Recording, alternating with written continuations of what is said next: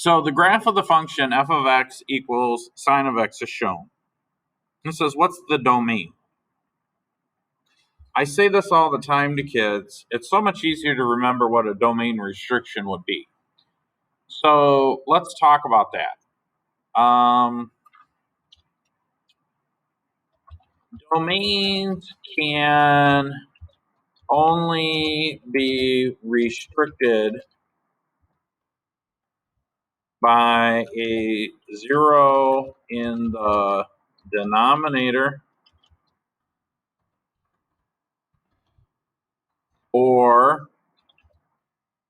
the even root of a negative number.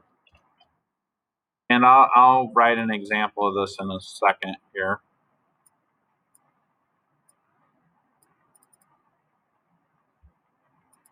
Domains. And it's really raining outside, huh? Domains can only be restricted by a 0 in the denominator or an even root. So in most cases, x is all real numbers. But let me explain where you'd have a situation where you have an issue.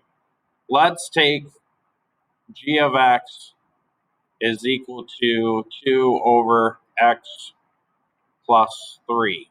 Well, I can't have a 0 in the denominator, so x cannot equal negative 3, right? So that's one domain restriction, okay? Think of this function, an even root of a negative number.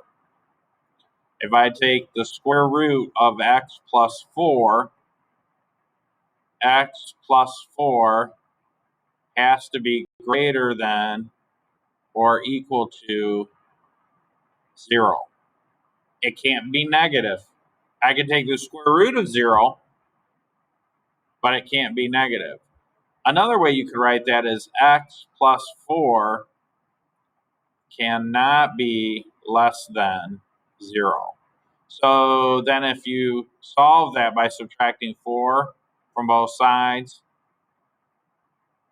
then you say x cannot be less than negative 4.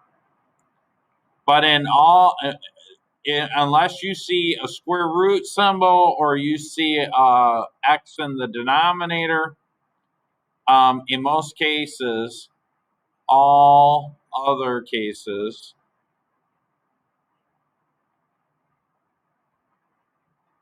the domain will always be all real numbers. And mathematicians say all reals, which means all real numbers. And so that means that x can go from negative infinity to positive infinity.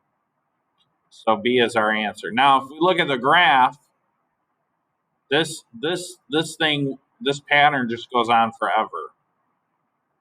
And this pattern just goes on forever. So it'll go on forever approaching negative infinity.